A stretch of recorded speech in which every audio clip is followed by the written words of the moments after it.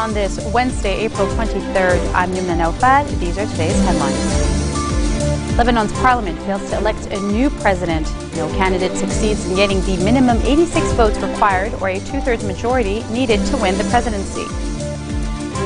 Lebanese forces leader Samir Jaja hails March 14 on the success of the first round of the presidential elections, saying it restored dignity to the polls after years of foreign meddling. And France unveiled steps to stop its citizens from joining the Syrian civil war and prevent young French Muslims from posing a threat to their home country. Lebanon's parliament fails to elect a new president in what is said to be a prolonged saga closely linked to Syria's upcoming elections in June. No candidate succeeded in getting the minimum 86 votes required or a two-thirds majority to win the presidency. All the MPs filed out after the ballots were counted, preventing a quorum for a second round of voting. According to the Lebanese constitution, a candidate needs only 51% of votes in the second round to win the presidency. The next session to elect the president will be held on April 30th, next Wednesday. For a president to be elected, Lebanon's constitution dictates that 128-member parliament must have a two-thirds quorum. The Lebanese Forces Party had nominated its leader, Samir Jaja, for president. During the first round of voting, he received 48 votes, well short of the required 86. Jaja, in turn, hailed March 14 on the success of the first round of the presidential election, saying it restored dignity to the polls after years of foreign meddling. He remarked, quote, "We will not acquiesce to a settlement over the presidential elections, and we will continue with the democratic process until the end." He made a statement after Parliament held the first round of the elections in which he is a candidate. He received the vote of 48 MPs, while 16 lawmakers voted for Alay lawmaker Henri Hello, one for the Kata'ib Party chief, former President Amin Jmail, and 52 cast blank ballots.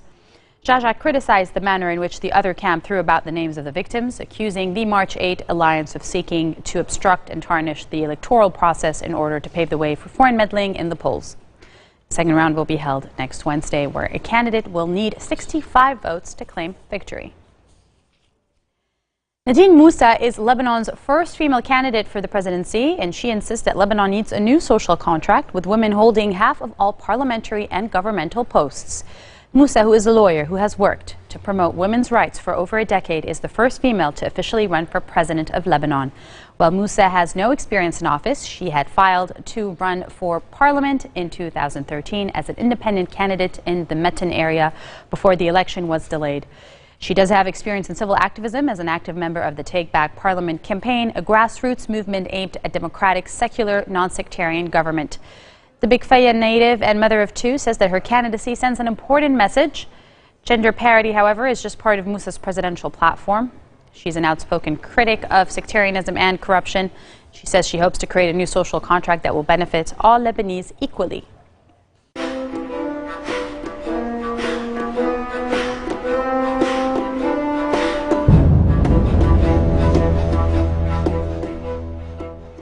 France has unveiled steps to stop its citizens from joining the Syrian civil war and prevent young French Muslims from posing a threat to their home country.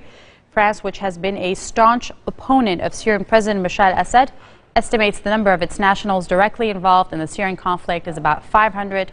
Foreign Minister Laurent Fabius said in a radio interview that President François Hollande has prioritized the crackdown on groups and individuals planning domestic attacks since the Toulouse-based al-Qaeda-inspired gunman Mohammed Mirah was shot dead, and he shot 7 people in March of 2012.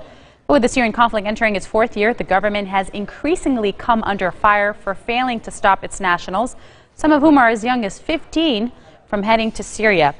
At the weekend, 4 French journalists who returned from Syria after being held by an al-Qaeda-linked group said some of their captors had been francophone. Coming up next, a Rio de Janeiro favela erupts in violence following the killing of a popular local figure. Stay with us.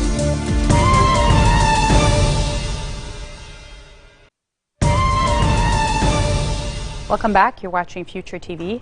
A delegation sent by Palestinian President Mahmoud Abbas arrives in the Gaza Strip for a new round of Palestinian reconciliation talks with rival political faction Hamas.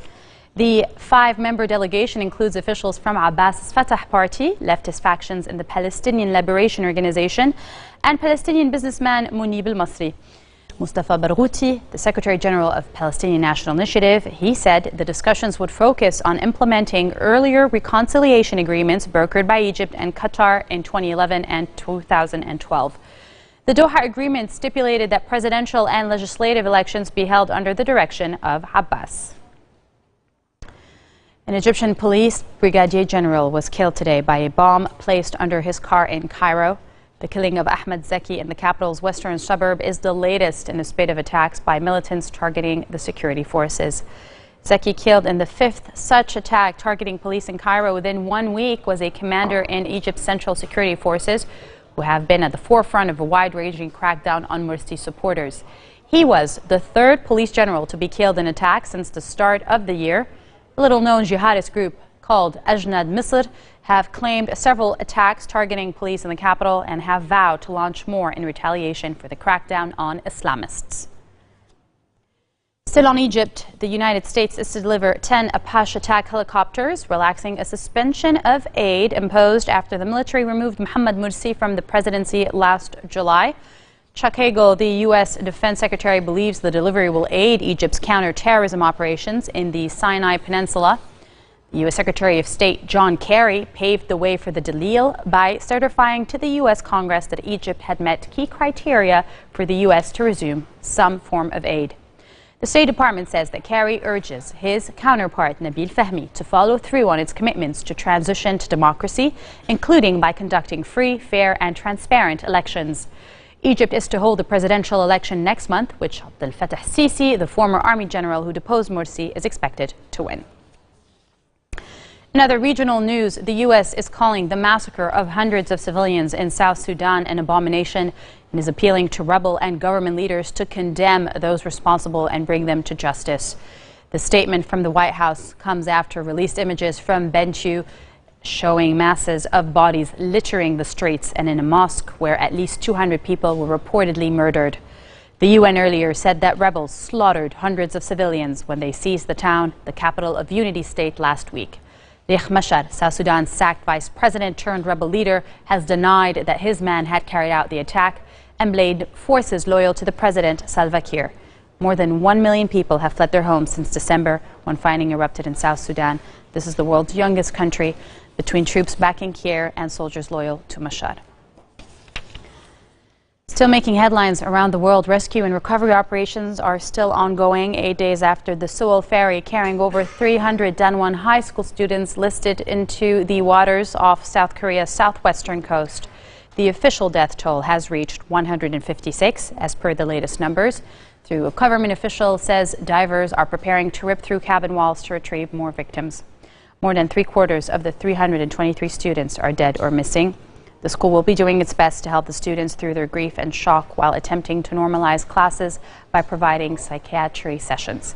Funerals for students and teachers continue in Ansan, and a temporary memorial altar opens, a grieving reminder of the loss of young lives in the community. Rio de Janeiro favela erupted in violence following the killing of a popular local figure, with angry residents setting fires and showering homemade explosives and a glass onto a busy avenue in the city's main tourist zone.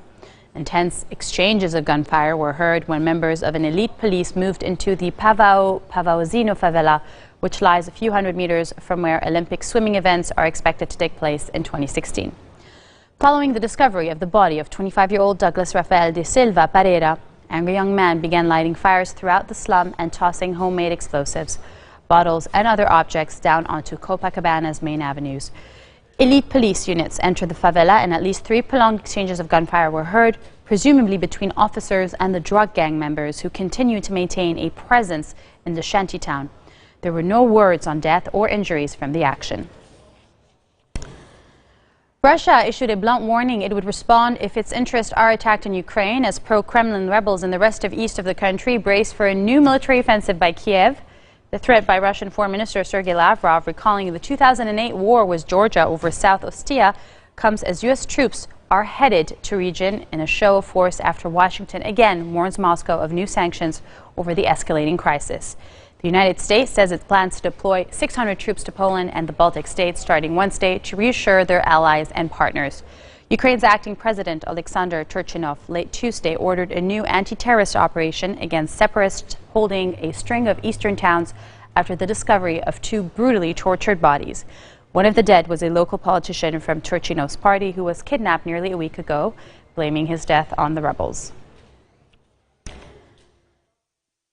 The islands at the center of a dispute between Tokyo and Beijing are covered by the U.S.-Japan Defense Alliance. This is what Barack Obama told a newspaper in advance of his arrival in the Japanese capital.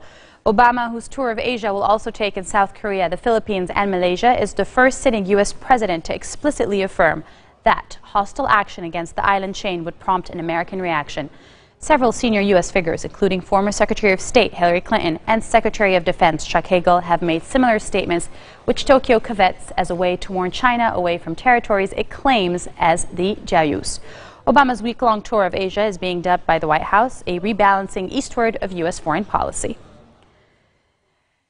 Stephen Colbert says on a visit to the Late Note show that he'll take over next year from David Letterman, and he's obviously thrilled to be succeeding him. Letterman greeted Colbert warmly and offered an endorsement, saying CBS could have just and he has easily hired another boob like him. He retires next year.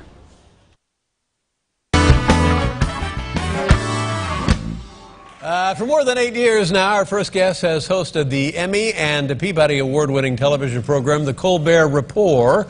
And next year, he will be taking over as host of this program, The Late Show. Ladies and gentlemen, please welcome the very talented, the always entertaining Stephen Colbert.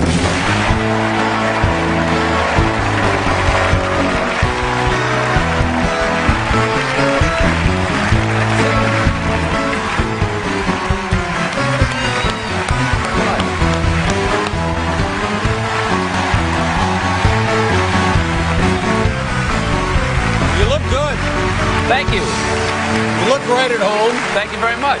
Thanks so much. I'm going to do whatever you have done. Oh, no. I'm going to do whatever you have done here. You don't want to do that. No, you're... Really? No. No. It seems to have gone pretty well, Dave. It's gone on.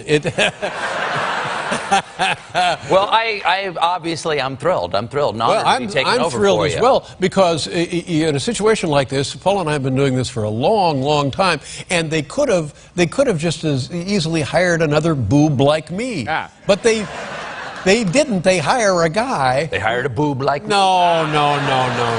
Every boob is like a snowflake, Dave. We're all unique in our own way. This marks the end of our bulletin for today. Now for a reminder of our top stories. Lebanon's parliament fails to elect a new president. No candidate succeeds in getting the minimum 86 votes required to win the presidency. Lebanese Forces leader Samir Jaja hails March 14 on the first round of the presidential elections, saying it restored dignity to the polls after years of foreign meddling. And France unveils steps to stop its citizens from joining the Syrian civil war and prevent young French Muslims from posing a threat to their home country. That's it from me and the team here at Future Television. Join us tomorrow for what's making headlines in Lebanon and around the world. Have a good night.